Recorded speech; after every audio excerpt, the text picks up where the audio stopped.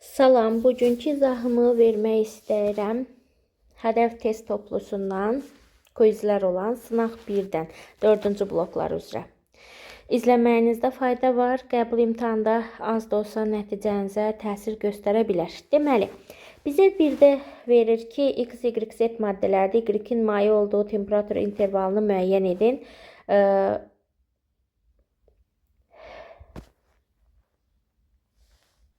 Bunu necə müəyyən edə bilərik? Bunu o şəkildə müəyyən edə bilərik ki, X maye olduğu halda, X-in maye, daha doğrusu Y-in maye olduğu hal hara uyğundur?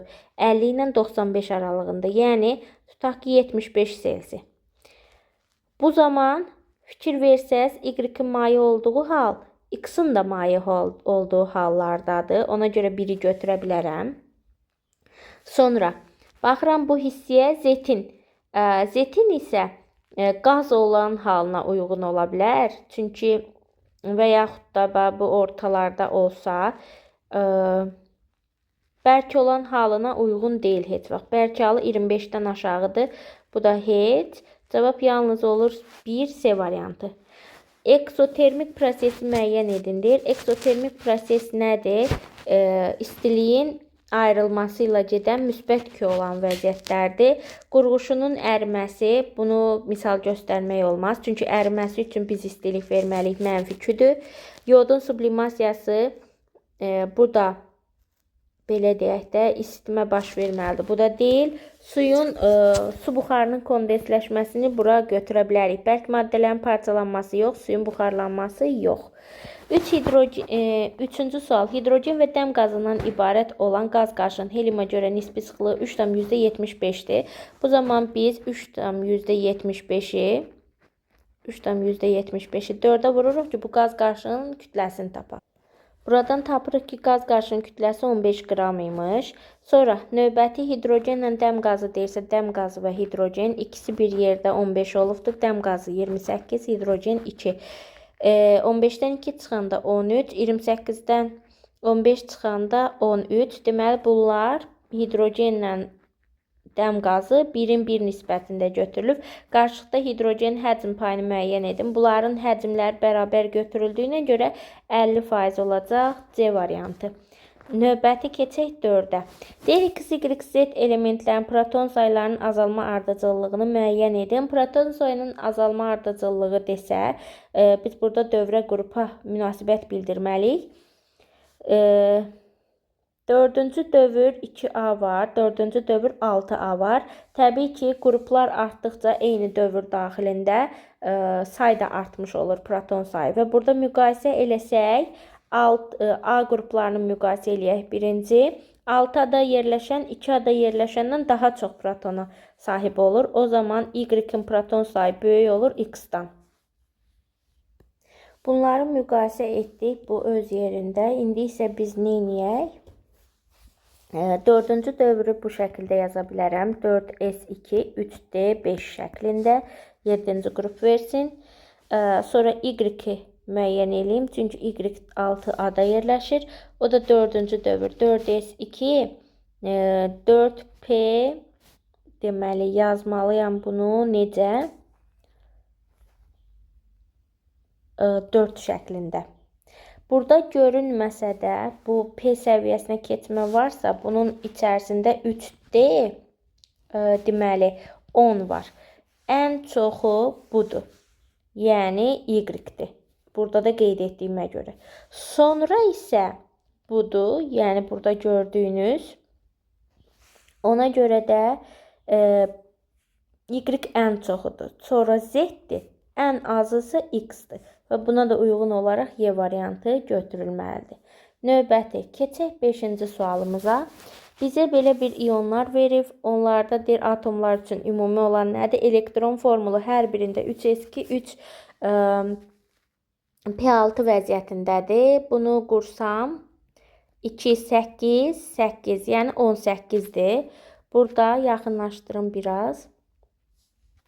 18-dirsə, burada 18-dirsə, burada da 18-dir, 18-dir. Deməli, bu mənfidirsə, bura 15-dir. 15-dirsə, X-i fosfor qəbul eləyə bilərəm. Y 16'dır. Y 16'dırsa kükürt qəbul edə bilərəm. Z-də də 20 eləyir. Bunda kalsium qəbul eləyim. Deyir, eyni dövrdə yerləşir. Eyni dövrdə yerləşməsi biraz mümkünsüzdür. Çünki 15'i qursam 3s2 3p 3 vəziyyətindədir. 16'nı qursam 3s2 3p4 vəziyyətindədir. 20'ni qursam 4s2 ilə bitəcəkdir. Və eyni dövrdə deyil, 3'ü üçün aid deyil. Deyir, nüvənin yükü ən böyük olan Z-dir. Nüvənin yükü protonla əlaqəli olan bir şeydir. Nüvəsinin yükü ən böyük olan Z-dir, doğrudur. Deyir, 3-də iyonlaşma enerjisi ən böyük olan Y-dir. İyonlaşma enerjisi ən böyük olan Y-dir. Bunu necə bilməliyik? Ən güclü qeyri-metal kim götürməliyik? Kükürt. Ona görə bunu da götürərəm. Düzdür. Cavab olacaq C. Növbəti keçək 6 nömrəli sualımıza.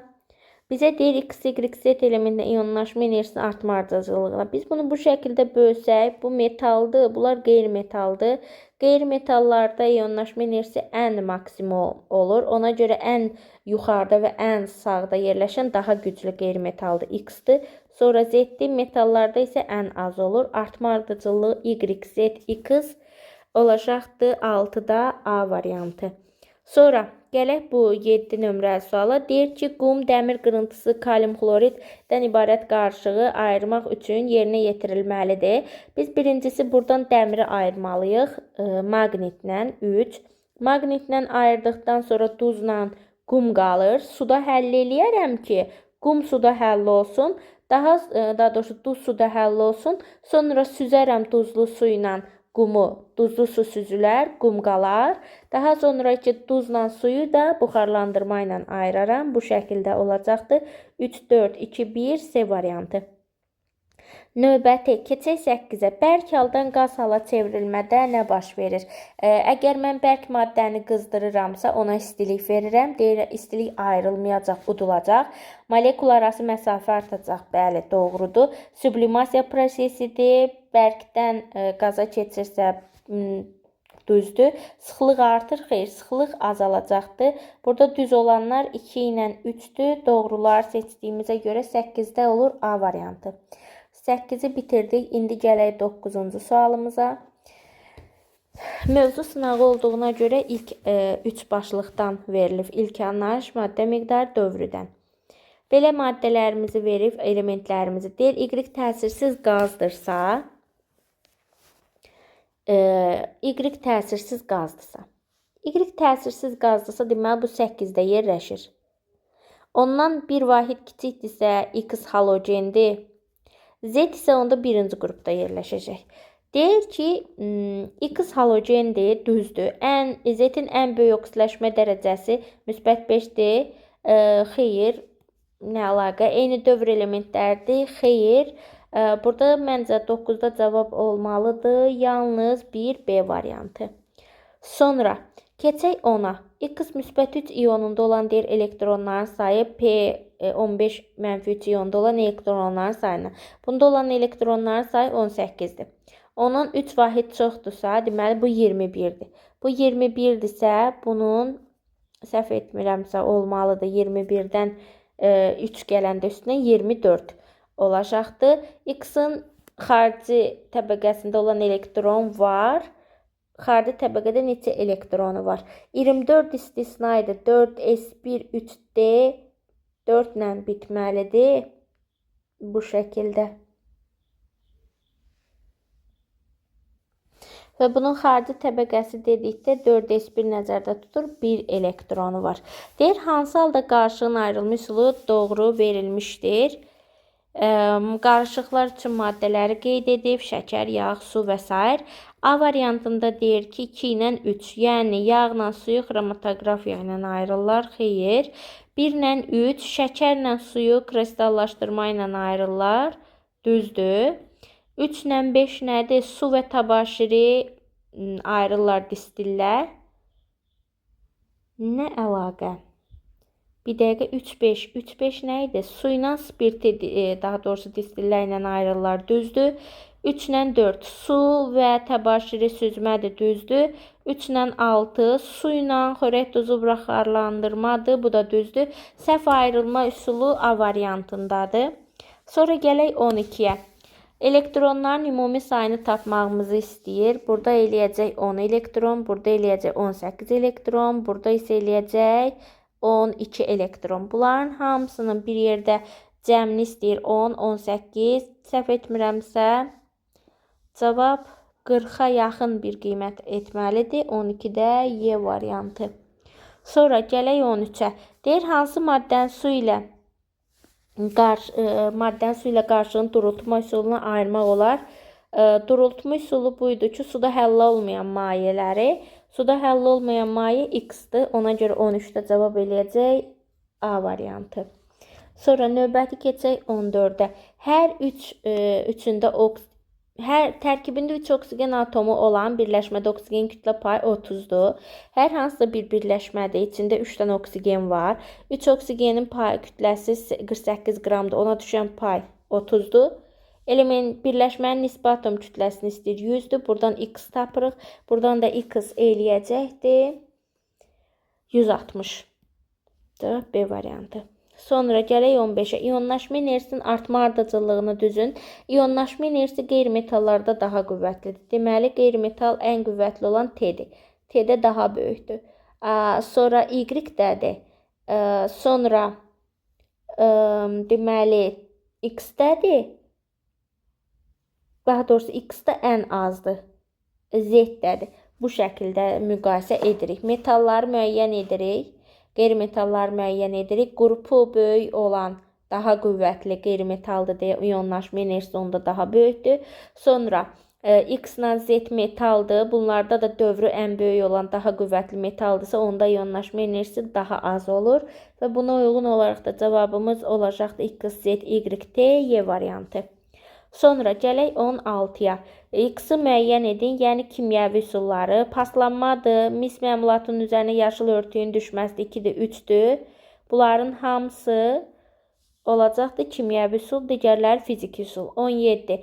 Deyir, doğru ifadəni müəyyən edin. Dövrü sistemdə qrup üzrə elektromənfiliyin artığı istiqamətdə elementlərin qrup üzrə elektromənfilik artır.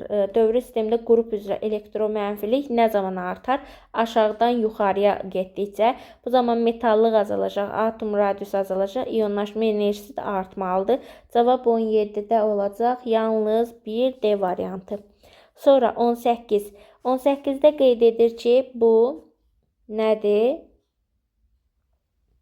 XM nəsə iyonlar verir. Deyir, burada elektronların cəmi 28-dir. Bunun elektronlarının cəmi M plus 1 olacaq.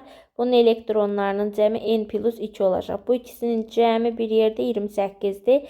Yəni, o zaman M plus N-in cəmi də bizə verəcək 25. Bizə qeyd edir ki, X-in proton sayı bunda olan elektronlar sayı 3 vahid azdır. Bunun N idi. Protonlarının sayı X-in protonu M-dir. Yəni, M-i müəyyən eləyirik. M deyir, bunun elektronlarının sayından, yəni N-4-dən 3 vahid azdır. Yəni, N-4-dən 3 çıxanda eləyəcəkdir N-7. M-in yerinə də N-7 qoysaq, gətirib burada. O da bizə neçə eləyəcək? N-7 üstə gələk N bərabərdir 25.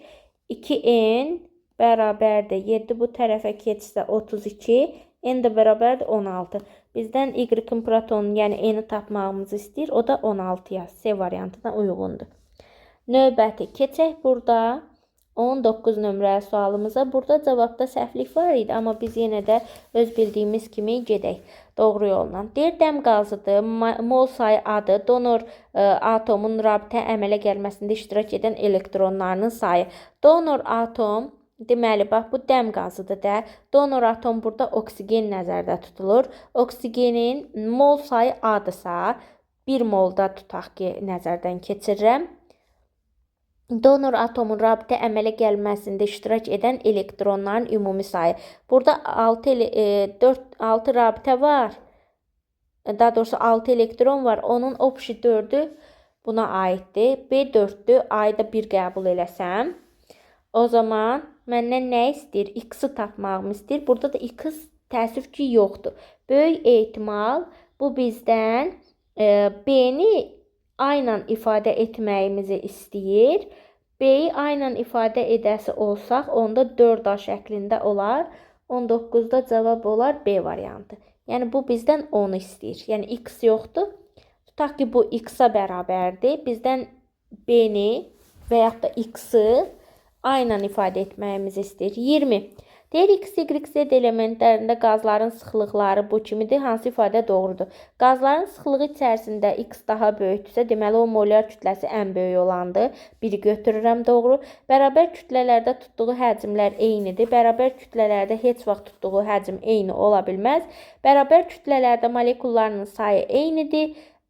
Xeyr, molekullarının sayı da eyni deyil. Burada cavab olacaq yalnız bir C variantı 20-də.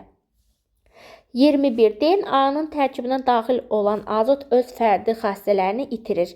A maddəsi deməli saf maddəymiş ki, öz tərkibinə daxil olan maddə xassəsini itirir. B-də isə öz tərkibini saxlayırsa, deməli B isə qarışıqdır. Deyir, A saf maddədir. Bəli, B-nin əmələ gətirən maddələr yalnız müəyyən kütlə nisbətində götürməlidir. Xeyr, qarışıqdırsa istədiyim nisbətdə götürə bilərəm. Saf maddələr ancaq müəyyən nisbətdə götürülməlidir. A eyni növ molekullardan ibarət olsa da, B eyni növ müxtəlif növ molekullardan ibarətdir. Bizdən doğruları istəyirsə, biz o zaman bunu da doğru götürə bilərik. Burada olacaqdır cavab D variantı. 22. Reaksiya üçün deyir, hansı ifadələr doğrudur? Reaksiyanı verib, əmələ gəlmə istiliyi dəm qazında A-dır.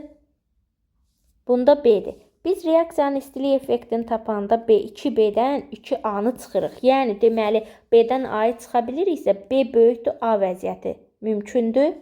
Ona görə 2.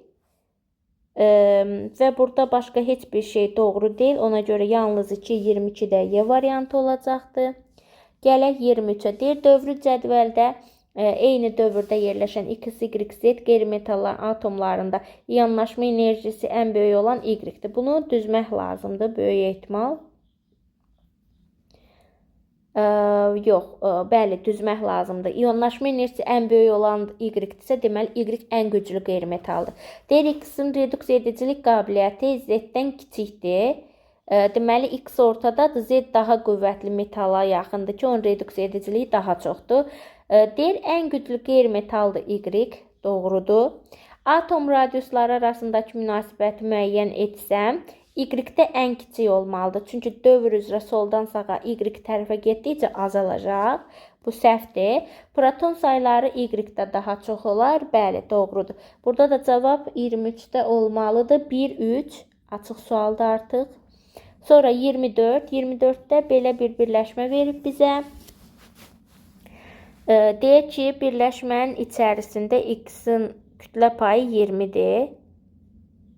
Y-inki isə onda olacaqdır nə qədər? 80%. Bu da 20%. Buradan X-in kütlə payını tapası olsam, yəni 20% bərabərdir. X bölünsün, X plus 2Y vurulsun 100. Bunu bu şəkildə hesablasam, bununla bu ixtisar gəlsə, burada 5 qalsa. Onda yaza bilərəm 5X bərabərdir X plus Y, 2Y. X bu tərəfə gəlsə 4X bərabərdir 2Y. 2X bərabərdir Y. Bu bərabərliyi alıram. Sonra aşağıdakını hesablayacağım X-i tapmaq üçün. 2X bölünsün 2X plus 3Y. 2X-in yerinə gətirib Y qoyanda Y bölünsün 4Y vuraq 100.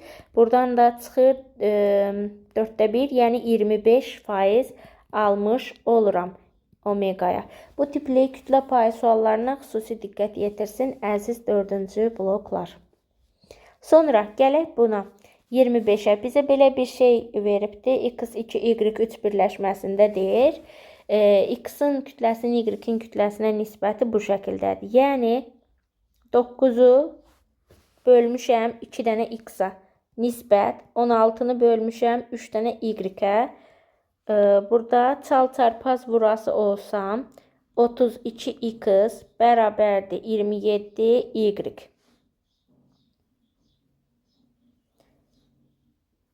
və yaxud da ki, elə bu şəkildə qalır. Buradan da deyə bilərəm ki, x bərabərdir 27-yə, y bərabərdir 32-yə. Maddələrin ayirlərini tapdım. Deyir, x elementinin neytronlarının sayı 14'dür. X elementinin neytronlarının özü 27'dir. Neytronu 14'dürsə, protonu 13'dür. Protonunu istəyir, elə o da 13'dür. 26'ya baxaq. 26'da. Deyir, tərkibində eyni sayda hidrogen atomu olan bu birləşmələrdə qaz qarşının orta molar kütləsini hesablayın. Hidrogen sayı bərabərdirsə, bunu 1 mol götürərəm, bunu 3 mol götürərəm. Onda 30 üstə gələ 2 vur, 24 bölünsün 4. Burada da məndən M ortanı istəyir. Elə M orta düsturundan da qoyub hesablayanda cavaba çıxır 27. Növbəti 30'a baxaq. Daha doğrusu 3 vuraq olmalıdır bu hissə. Deyir, belə bizə uyğunluq üçün elementlər verir. Normal halda bir tək elektronu var. Bir tək elektronu varsa 3p5 olandır. 3'ə gedər A. Oksidləşdirici ola bilməz, yəni qeyri-metal ola bilməz. Bu metaldır. Baş oksidi 4 valentlidirsə olacaqdır. Bura C. 3 həyəcanlanma xarakterikdir. 3 həyəcanlanma xarakterik olur 7-ci qruplara. Ona görə bu 7-də yerləşənlərə. RH2 tipli uçucu hidrogenli birləşmə əmələ gətirir. RH2 tipli olanlar, məsələn H2S ola bilər burada. Biz götürə bilərik nəyi? Bura yeni. Yəni 4-cü blokları. 4-cü qrupda olanlar. Sonra 27 bitdi. Keçək situasiyamızdan danışaq. Nə deyir burada? Deyir, gənc tədqiqatçı əsas yarım qrup elementlərindən naməlum 3 elementin atom quruluşunu öyrənərək onun 3 energetik səviyyəsinin olduğunu və sonuncuda 3 elektron olduğunu müəyyən edir. 3 dənədir energetik səviyyəsi. 2, 8 sonu 3 ilə bitir. Deməli, bu 13'dür. Yəni alüminiumdur. 3-cü dövr 3-cü qrupda yerləşir. X elementin dövrü sistemdə mövqeyi dedim də 3-cü dövr 3-cü qrup, əsas yarım qrup. X elementin valent elektronları xarici təbəqədə olan 3.